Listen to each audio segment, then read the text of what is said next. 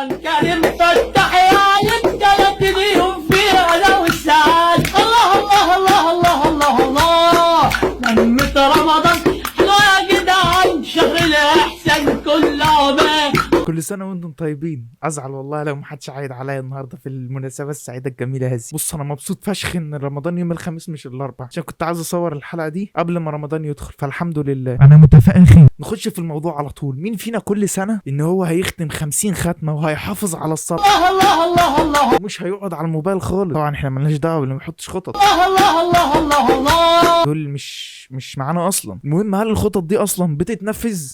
الاجابه بكل بساطه لا. لذلك انا جاي لك النهارده بالحل عشان نستغل رمضان ده كويس جدا جدا جدا. بس خلينا متفقين ان النظام اللي احنا هنحطه دلوقتي ده مش للناس الجامده اللي ربنا يجعلنا زيهم يا رب، اللي هم مثلا تلاقيهم بيختموا في رمضان فوق ال5 مرات وما بيفوتش ركعه، وما شاء الله الموبايل ده ما بيقعدش 5 دقايق في ايده. دول كاتيجوري تانية، دول مش في التصنيف اصلا معانا.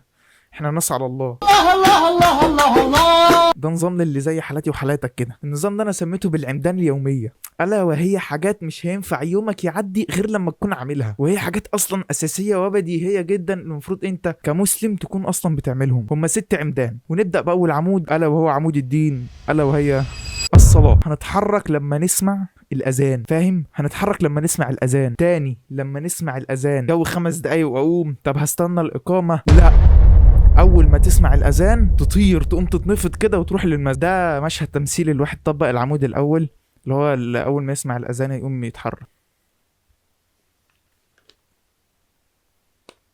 الله اكبر الاذان. العمود الثاني اذكار ما بعد الصلاه، هم 5 دقايق بالكتير، والله العظيم اقل من 5 دقايق كمان. اتحداك والله تفتح تايمر لو عدى ال5 دقايق تيجي تكتب عندي تحت انا غلطان. انت بس هتقول ايه يعني؟ ما فيهاش حاجه يا جدعان. انت بس هتقول سبحان الله والحمد لله والله اكبر 33 مره، ممكن تقول الله اكبر 34 مره كده. صلينا يا جماعه في المسجد، وبعد ما خلصنا الصلاه قرينا الاذكار. تتوقع ايه العمود الثالث؟ صح، برافو عليك. سنن الرواتب 12 ركعه كل يوم، 2 قبل الفجر، 4 قبل الظهر، 2 بعد الظهر، مفيش بعد العصر، بعد المغرب 2 وبعد العشاء 2. اجرهم ايه دول بقى ال 12 ركعه دول؟ قصر في الجنه.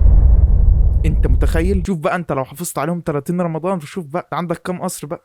شوف. الله الله الله الله الله. العمود الرابع اذكار الصباح والمساء، حصنك الحصين اللي اصلا هيوفقك انك تعمل باقي العمدان اللي قلنا عليها. ده غير انه هيمنع عنك عين العيال الصف اللي ما بتخافش ربنا واللي مش بتتمنى لك الخير. العمود الخامس القران، ودي بقى بصراحه مش هقدر اقول لك كميه معينه او نسبه معينه، لان انت ادرى واحد بنفسك.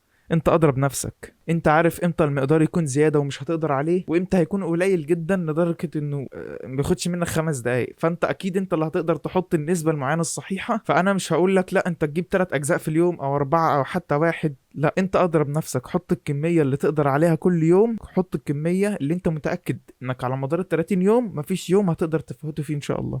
وما تكونش كميه صغيره ولا كميه كبيره خالص، متوسطه. اخر عمود والعمود السادس صلاه التراويح. حاول تصلي في مسجد يا شيخ انت بترتاح لصوته، وبتحس بعد ما تخلص الصلاه انك شخص تاني غير اللي دخل المسجد اول مره. رمضان فرصه ممكن ما تتكررش تاني، فخليك ذكي واستغلها صح. واحنا هدفنا اصلا من العمدان دي، من العمدان اللي احنا حطيناها دي، انك مش تعملها في رمضان وبعد كده توقف. لا، الحاجات دي بسيطه وسهله وتعتبر اساسيه في حياه كل مسلم. انت في 30 يوم لو استمرت على الحاجات دي فانت حرفيا بنيت عاده ومش اي عاده، لا، عاده مش صعبه وسهله واجرها عظيم جدا. فليه لا؟ وبس كده يا معلم، يا دوبك تروح تلحق الكنافه بالمهلبيه والقطايف قبل ما تبرد. ياه القطايف. كل سنه وانت طيب. هسيب لك العمدان دي في قناتنا في التليجرام، هتلاقي رابطها في وصف القناه او في وصف هذا الفيديو. ودي العمدان تقدر تاخدها سكرين شوت بحيث تكون قدامك دايما طول الشهر. لا تنسى الاشتراك واللايك، اذا لم تشترك فاعلم ان الشيطان قد منعك، ولا تنسى اللايك الجميل. بس لو الفيديو عجبك متنساش تبعته لاصحابك عشان يستفيدوا هم كمان بالعمدان اليوميه الجميله دي. وهسيب لك العمدان في قناتنا على التليجرام، ممكن تخش تبص عليها، وان شاء الله هنتابع مع بعض سوا كل يوم على التليجرام. وعامة في عمدان تانية كتير بس مستواها ادفانسد شوية، فلو عاوزين نعمل جزء تاني من العمدان اكتبوا لنا تحت. وبس كده، سلام.